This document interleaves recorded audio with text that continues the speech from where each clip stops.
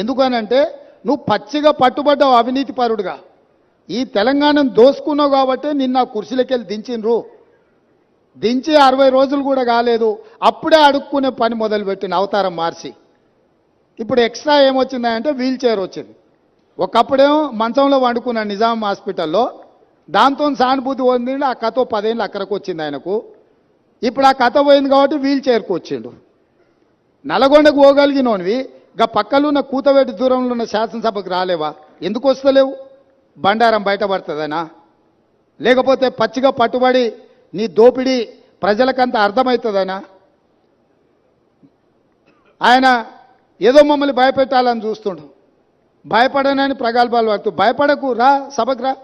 ఎవరొద్దంటారు నిన్ను? సభలో వచ్చి మాట్లాడు. నేను స్పీకర్ గారికి విజ్ఞప్తి చేసిన, చంద్రశేఖరరావు గారు వస్తే ఎంతసేపు మాట్లాడతాడో అధ్యక్ష, మీరు మైక్ ఇవ్వండి, వారి అనుభవం